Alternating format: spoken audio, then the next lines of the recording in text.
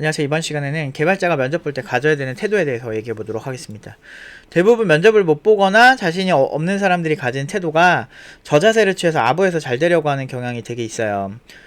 이건 애초에 좀 문제가 있는 거죠. 일단 첫 번째 문제는 이제 본인이 이제 졸라 못하는 거. 근데 졸라 못하는 거는 뭐 어쩔 수 없다. 약자에 대해서 공감하라. 뭐 이렇게 얘기할 수 있는데, 제가 말하는 못한다는 건 그 가격 대비 못한다는 거예요. 그러니까 신입이면 신입답게 되게 저연봉을 받으면 거기에 맞는 뭐 연봉을 받고 그 정도 실력이면 되는 건데, 이게 표준이 없단 말이야. 그래서 대부분의 사람들은 많이 받고 싶어 하기 때문에 자기 실력 대비 많이 받으려 해. 그러니까 예를 들어서 여러분들이 아닌데 난 신입인데 회사가 주는 대로 받을 건데 이런 생각하잖아. 근데 대부분의 신입들이 뭐가 문제냐면 별로 못해. 되게 못해. 1인분도 못하는데 돈을 받으려고 하는 거야. 그러니까 경력자를 선호하는 이유가 거기 있어요. 근데 그만큼 경력자만큼 잘하면 되거든?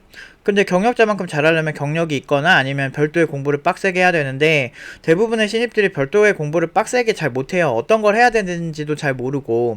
그래서 이제 팀노바 같은 경우는 그거를 이거 하고 넌 이거 했으면 좋겠어 라고, 제가 그래서 캐릭터를 만드는 건데, 그 친구들이 프로 개발자는 이래야 한다라는 걸 저한테 다 배우는 건데, 그래서 학원을 다니는 것도 있는 거거든요.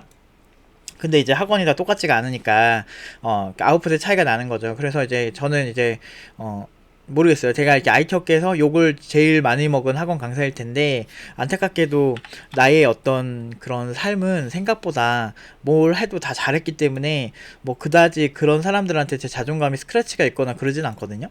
왜 그러냐면 전 면접 볼 때 딱 이런 태도예요. 나는 면접 볼 때 당신이 나처럼 열심히 하는 직원을 뽑으려면 당신도 나에게 평가를 당해야 된다, 이런 생각을 가지고 있어요, 옛날부터. 그래서 왜 그러냐면 이게 도파민 분비랑도 영향이 있는 건데, 내가 항상 사랑을 많이 받아왔거든. 나는 뭐 하다못해 뭐 어렸을 때 편의점 알바할 때도 사랑을 진짜 많이 받았고, 그러니까 뭘 하든지 좀 일 잘하는 캐릭터였어요. 그래서 뭐 내가 하는 일에 대해서 진심이었고, 그리고 내가 그 회사에 들어가면 니네가 나처럼 훌륭한 개발자를 데려갔으니까, 물론 나보다 훨씬 잘하는 사람도 있겠지. 그런데 그래도 보편적으로 내가 야무지게 일을 하거든. 난 이런 게 문제인 것 같아요. 그러니까 예를 들면 회사 들어가면 사람들이 들어갈 때는 존나 저자세요. 막 그래서 나를 뽑아주시면 감사하겠습니다, 이렇게 들어가는데, 막상 뽑아서 들어가면 거기 가서는 갑자기 또 막 자본주의에 막 되게 불쌍한 노동자의 빙이 돼서 갑자기 이제 회사 욕을 하고 뭐 회사 시스템이 어쩌는지 말 존나 많아져. 아니, 불만을 가질 수는 있지. 근데 그 괴리감이 너무 크잖아. 그 들어갈 때는 제발 뽑아주세요 막 이러면서 제발 막 이러면서. 근데 난 그런 생각 안 하거든. 그러니까 뭐냐면 난 그거야. 일단 회사 들어갈 때 회사도 절대 갑이 아니에요, 여러분들. 시장 상황에 따라서 갑이 될 수 있는데, 제가 팀노바 팀원들 취업시키는데 계속 고연봉 계속 가잖아. 시장이 좋을 때도 고연봉 가고, 시장이 안 좋을 때 오히려 더 고연봉 가고 있잖아. 이게 왜 그러냐면, 이게 좋은 엔지니어는 사실 시장이 좋건 나쁘건 구직에 그렇게 영향을 많이 크게 미치지 않아요. 그러니까 그냥 내가 1인분 야무지게 하고, 그러면 내가 알아. 내가 얼만큼 야무지게 사람들한테 최선을 다하고 있는지 내가 알기 때문에 내 태도 자체가 그렇게 저자세를 잘 취하기가 힘들어요. 너 나 뽑으면 네가 이득이야, 이런 생각을 하는데, 이걸 하기 위해선 전제가 본인이 열심히 공부를 했어야 되는 거지. 근데 그거를 이제 굉장히 비아냥거리는 사람들이 되게 많지. 노력이라든지, 또는 내가 니네 회사 가서 그러니까 별로 그렇게 대단한 능력도 아니고 그렇게 대단한 개발을 하지도 않았는데 이상한 피해의식에 빙의 돼서 자기가 고생한 거에만 빙의가 돼 있는 거죠. 그래서 자기가 힘들었던 경험만 하는, 그거 가지고만 이렇게 회사에 막 얘기를 하는데, 안타깝게도 본인들이 생각하는 것보다 이펙트가 강하지 않은 경우가 되게 많아요. 보통 이제 회사에서 여러분들이 진짜 괜찮으면 회사에서 여러분 엄청 잡아요. 저도 회사에서 안 잡는 경우가 한 번 있었어요. 제 마지막 병특했던 회사였는데, 그 회사에서는 그 팀장이 저를 되게 싫어했어요. 그래서 그 팀장이 저를 되게 들어갈 때만 해도 장난 아니었지. 나 그쪽에서 면접 볼 때만 해도 거기 부사장님이랑 되게 이뻐해서 나 지나갈 때마다 너구나 이러면서 되게 좋아하셨거든. 나 우리 딸내미랑 동갑인데 너 되게 야물딱지고 그런다고 막 되게 좋아하시더라고. 근데 왜 그랬냐면 난 면접 때도 아부 안 해. 그 회사에서도 우리 회사는 개발자가 엔지니어라 생각하는데 당신은 어떻게 생각하느냐. 근데 난 솔직하게 얘기했지. 개발자는 컴퓨터 사이언스라는 학과가 있을 정도로 사실 연구랑 개발이랑 그리고 심지어 아트의 영역까지 간다. 그렇기 때문에 나는 엔지니어라고 이렇게 정의 내리고 개발자를 보고 싶지도 않고, 이 회사에서 그런 기저를 가지고 얘기를 한다고 해서 저는 어떤 연구를 하는 어떤 그 과학자적인 가치를 뭐 버리고 싶진 않다. 그냥 얘기했지, 내 소신대로. 거기 대표님이랑 다 엄청 좋아했어. 거기에 좀 꼰대 같은 어떤 무슨 엔지니어 쪽은 아니고 약간 운영 쪽에 그 사람만 저 싫어했고, 나머지는 다 좋아해서 그냥 바로 붙었죠. 근데 그런 어떤 자기 신념이 되게 명확히 있고, 네가 그렇게 생각하든 난 나야 라는 게 있어야 돼. 어차피 여기 아니어도 그 전 회사에서도 나 일 잘해가지고 가지 말라 그랬거든. 근데 내가 거기 연봉이 마음에 안 들어서 여러 내가 미리 이직을 쳐놓은 거거든. 근데 이 회사에서도 뭐 연락 계속 왔었어. 실력 있는 안드로이드 개발자랑 iOS 개발자 필요하다. 계속 오고, 그 상황 아는 입장에서 내가 을이 아니잖아. 그러니까 내 입장에서는 전혀 아쉬울 게 없는 거야. 왜냐면 여기 아니더라도 다른 데 또 뭐 게임 서버 개발자 막 거기서도 연봉 되게 많이 준다 그랬었고, 그러니까 뭘 하든 잘하는 개발자가 되는 거지.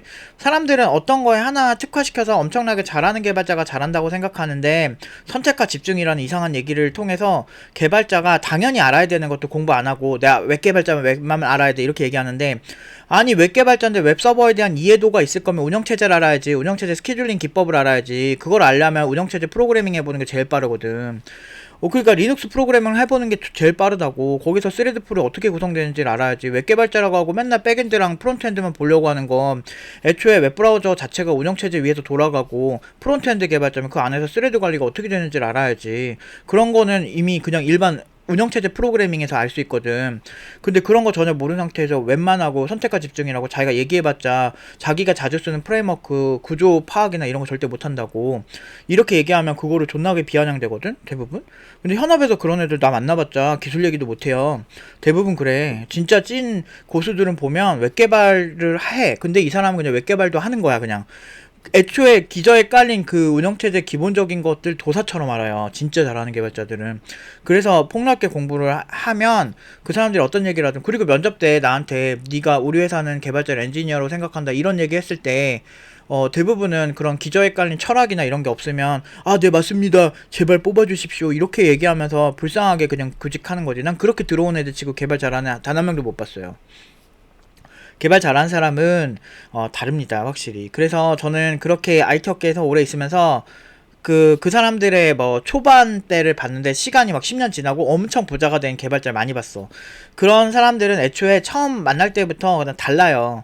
여러분들이 말만 하면 알만한 막, 그런데 CTO도 그 저 병특 때 여러 번 봤고, 지금 뭐 방송 나온 사람들도 꽤 알고 막 그렇게 많이 봤거든요. 친하진 않은데 저는 그렇게 성공한 개발자들을 좀 많이 보고 나서 그 공식을 팀노바에 대입을 시킨 거죠. 그래서 절대 저자세 취하지 말고 그냥 열심히 하라고. 그러니까 팀노바 팀원들은 자기 실력 대비 연봉을 적게 받고 있는 거예요. 왜 그러냐면, 이게 되게 웃긴 게 너무 저자세야. 얘네들이 그러니까 저한테 배우다 보면 이제 더 큰 세계가 있다는 걸 제가 이렇게 지적하는 포인트 보면서 많이 이렇게 느껴요.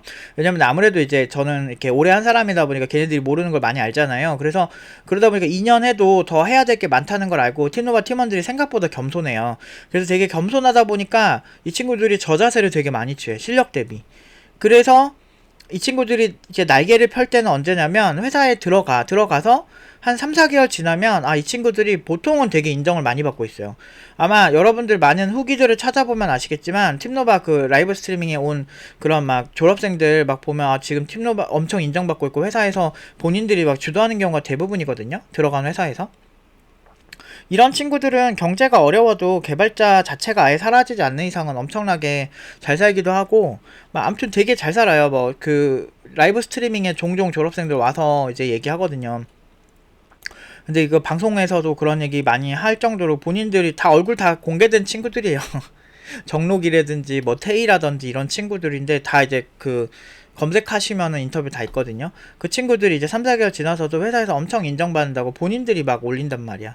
이런 경우가 일상이에요. 그러니까 그게 그렇게 돼야만 면접 때 당당하게 보죠. 그래서 이 친구들이 면접을 제일 잘 보는 게 언제냐면은, 그 회사에서 만약에 이직을 하게 될 때, 그러니까 얘가 사랑을 너무 많이 받았잖아. 그러니까 여러분들이 제가 피해의식을 경계하는 이유가 예를 들어서 남성 혐오나 여성 혐오나 이런 게 있는 사람들이 제일 큰 문제가 뭐냐면 그런 피해의식을 행동 양식에 넣으면서 자기 분리할 때만 쓰는 거지. 그래서 페미니즘도 비판받았던 이유가 비페미니즘이라는 그런 것 때문에 비판을 받았잖아요. 그러니까 뭐 예를 들면 뭐 여성 할당제 같은 것도 막 되게 고위직 여성에 한해서만 고위직에 한해서만 자꾸 할당제를 외치고 안 좋은 쪽에서는 애초에 뭐 관심도 안 두고 뭐 예를 들면 산업재 이런 비율을 보면 산업재해 사망률을 보면 남성이 90%란 말이야.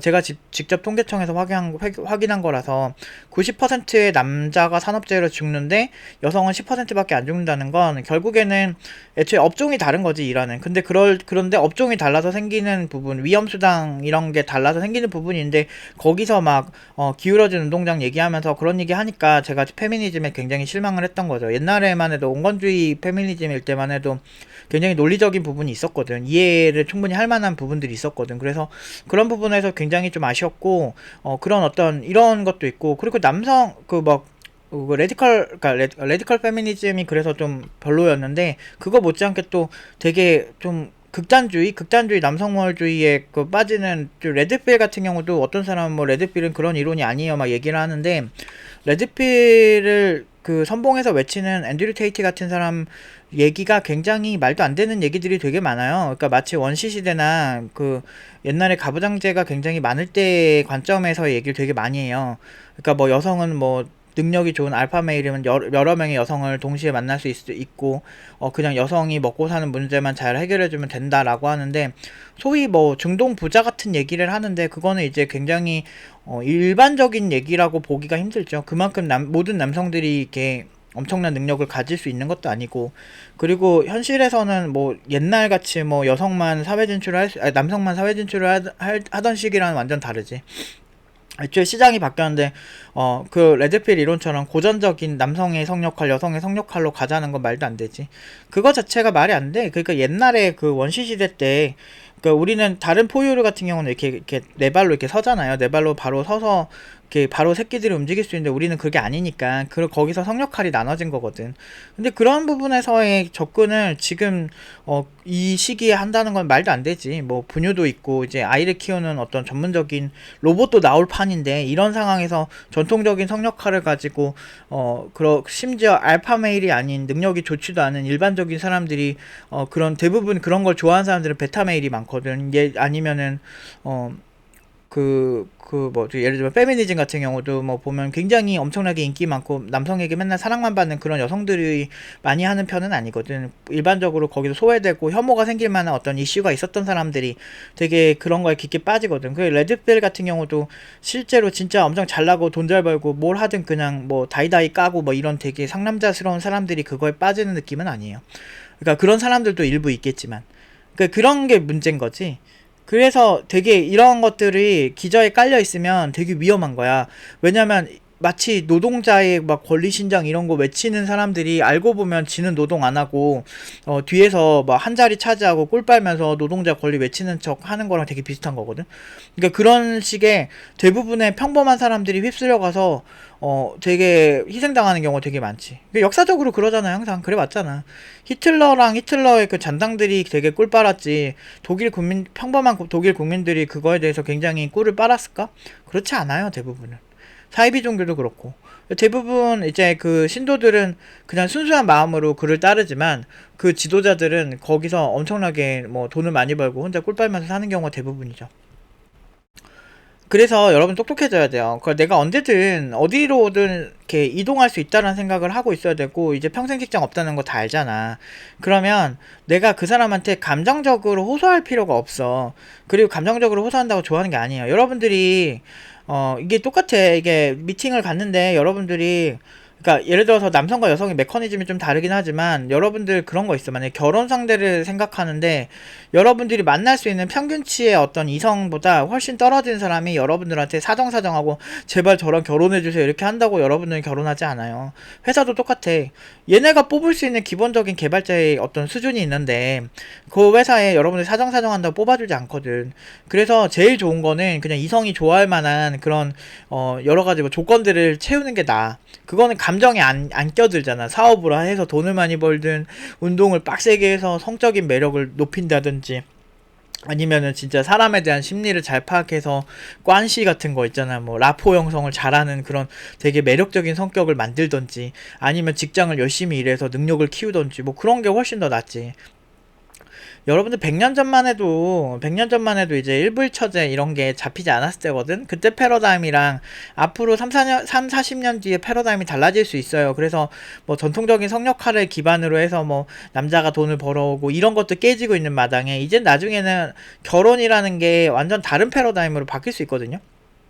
출산 문제가 많이 생기면 막 윤리 문제 있잖아. 막 인구가 줄어들어서 문제가 생긴다. 그런 생각을 나중에 진짜 막 인간 뭐 그런 거 있잖아. 뭐 인간을 통하지 않고도 이제 출산을 하는 시스템이라든지 뭐 DNA 복제라든지 이런 부분이 또 부각이 될 수도 있어요. 아니면은 그러니까 인공지능 로봇과 결혼하는 시대가 생기면서 서로 자기 취향의 어떤 그런 실리콘 로봇들을 만들어서 거기에 인공지능을 넣어서 그 로봇과 서로 연애를 할 수도 있는 거고, 앞으로 어떻게 될지 모르거든.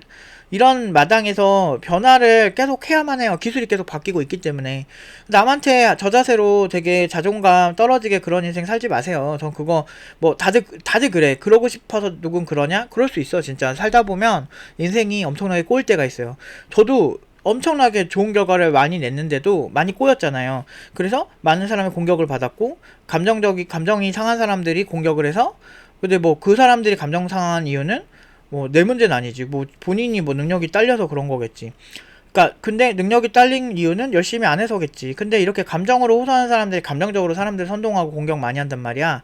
근데 그런 거에 계속 휩쓸리면 여러분들 힘들어요. 저만큼 운이 없는 사람이 어디 있어요. 근데 저는 그래도 계속 좋은 결과를 내잖아요. 그러니까 이게 내가 노력을 해서 하는 부분은 내가 컨트롤할 수 있어요. 제가 노력을 해서 할 수 있는 부분이 뭐예요? 학생들 고연봉 만드는 거. 다 성공했잖아. 그러니까 안 흔들리는 거야, 나는 이런 거에. 근데 내가 노력을 해서 할 수 없는 건 상대방이 가진 감정 이런 거지. 근데 내 성격이 아닌 건 아니라고 좀 얘기를 하는 편이다 보니까 뭐 이렇게 사람들한테 되게 좋은 얘기를 못하지. 왜냐면 여러분들을 선동하려면 저는 그냥 여러분들 그대로 아름답습니다. 회사가 이상한 거예요. 여러분들이 그런 직장을 못 가지는 거는 여러분들 문제 하나가 없고 그래도 돼요. 그런 사람이 세상에 엄청나게 많은데 그런 사람들이 잘 사는 사회가 좋은 사회죠. 입지랄 할 수 있지. 하지만 여러분들은 이미 음식 하나만 먹더라도 내 10,000원을 쓸 때 맛집을 가려고 하지, 맛없고 불쌍하고 대충하고 비위생적인 집을 굳이 찾아서 불쌍하니까 팔아주지 않아요. 그 사람들이 장사가 안 되니까 불쌍하니까 팔아준다 이런 생각 안 하죠. 회사도 절대 그런 생각 안 한다고. 그렇기 때문에 저는 학생들한테 되게 냉정하게 얘기를 해요.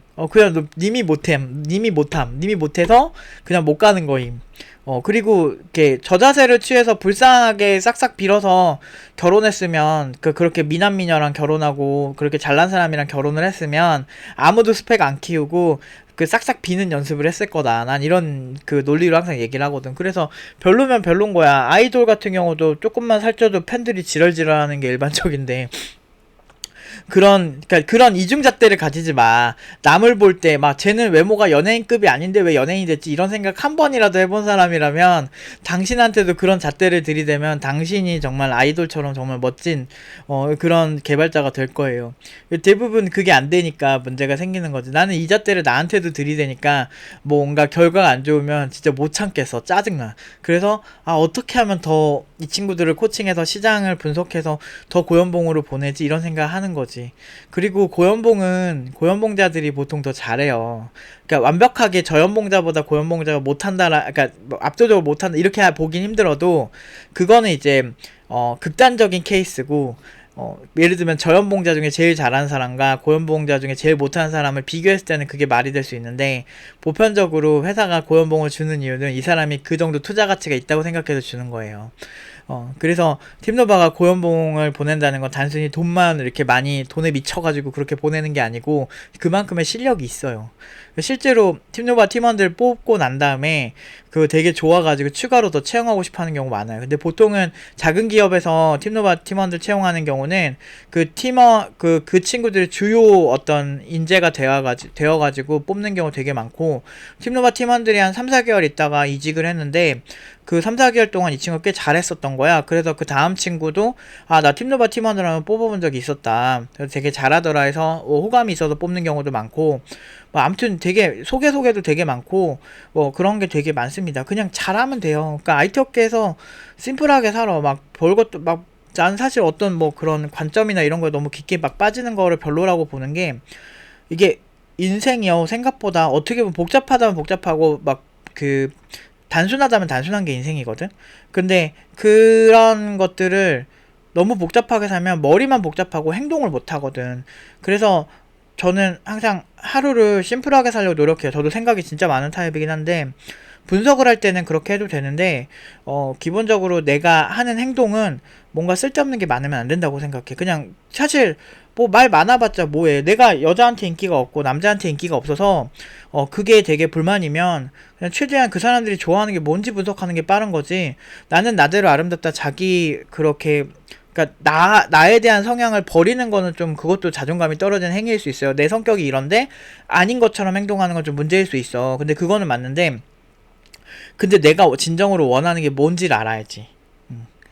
그러니까 이게 그래서 밸런스가 되게 중요한 거야. 그러니까 예를 들면 내가 엄청 고연봉을 받더라도 내가 원하는 직업을 안 가지고 있으면 되게 힘들잖아. 근데 반대로 내가 원하는 직업을 가졌는데 그게 너무 돈이 안 돼도 힘들거든. 그래서 그 중간 지점, 그런 걸 잘 타협을 해야지. 그래서 뭐 일단 뭐 개발자란 직업이 비전이 나쁘지 않다라고 판단을 했으면, 그럼 내가 개발자란 직업을 선택을 했을 때 가질 수 있는 어떤 장점에 대해서 이제 생각을 해보고, 내가 다른 직업을 선택했을 때 가지는 장단점을 비교를 한 다음에 일단은 개발자가 낫다고 생각을 하고, 내가 비교적 그냥 호감이 가는 직업이라면 그 개발자란 직업 내에서 선택할 수 있는 어떤 그 업무의 형태를 선택하는 게 맞죠. 저 같은 경우는 대기업이랑 프리랜서로는 같이 일을 많이 해보고 고객사로는 많이 해봤는데, 대기업에서 들어가는 것 좀 힘든 게 그 시스템이 너무 크기 때문에 내가 두각을 나타내려면 굉장히 많은 부분에서의 평가가 들어갈 거라는 생각이 되게 많이 들었어요. 그래서 그것도 그렇고 한 곳에 오래 매여있는 스타일이 제가 좀 아니었어가지고, 옛날에 개발할 때는 프리랜서로 이렇게 회사 바꿔가면서 하는 게 제일 재밌고, 내가 한 만큼 버는 걸 되게 좋아해. 나는 내가 그만큼 열심히 하기 때문에. 그래서 내가 한 만큼 딱 정확하게 돈 주는 회사 위주로만 같이 이렇게 일을 하다가 보니까 이거 굳이 내가 그 중간 수수료 떼면서 일하지 않아도 되겠다 해서 내가 계약하고 내가 하다 보니까 마진이 제일 높았죠. 프리랜서 본인 혼자 1인 프리랜서로 자기가 능력 서버 작업도 다 되고 뭐 할 수 있는 거 다 하는 사람은 사실 그만큼 돈 많이 벌거든. 근데 그만큼 실력도 돼야 되지만, 그러다 보니까 저는 프리랜서 선택을 한 건데, 특히나 정규직 선호하는 개발자분들은 솔직히 그 프리랜서 웬만한 적응 못하는 분들도 되게 많아요. 그리고 웬만한 회사 다닐 때보다 별로인 그런 느낌으로 사는 프리랜서도 많거든. 그래서 내가 개발자란 직업은, 저도 개발자를 나쁘게 생각하지 않지만 이 직업 말고도 하고 싶은 게 많았는데, 그래도 내 성격에 할만하다. 그러니까 타협을 한 거지. 할만하고, 그리고 돈을 버는 것도, 그러니까 일의 형태도 정규직은, 난 사실 좀 정규직이 좀 아쉬웠던 게, 좀 어느 정도 하는 것 대비는 별로였어요. 그러니까 뭔가 하는 것 대비 돈을 적게 받는 느낌? 그리고 되게 무능한 사람들이 있는데, 저런 사람들 되게 맨날 농땡이 치고 딴짓만 하고 애가 좀 아까 능력이 딸리는데, 저런 애들이랑 나랑 연봉 차이가 많이 안 나는 게 싫었어. 그래서 그게 싫으면, 절이 싫으면 중이 떠나는 게 맞잖아요. 전 싫으면 바로 딱 떠나거든요. 그래서 바로 딱 떠나서 그래서 그 다음에 이제 그때 되게 많이 벌었지. 월 한 700 이상 계속 벌었지. 그러니까 그게 한 10 몇 년 전 얘기니까, 15, 16년 전 얘기니까 괜찮게 벌었죠. 왜냐면 회사 다니면은 그래도 막 한 3, 400? 3, 400? 잘 벌어야 3, 400? 이런 느낌이고, 거기서 연봉 많이 높여봤자 억대 연봉 되면 한 600 얼마? 그런데 이제 굳이 그렇게 할 이유가 없는 거지. 그리고 그 회사의 평가 시스템도 내 마음에 안 들었으니까. 그러니까 회사들은 그런 게 있어. 순차적으로 한 번 뽑으면 그 연봉에서 순차적으로 천천히 올려준다라는 이상한 관점이 있다, 회사들은.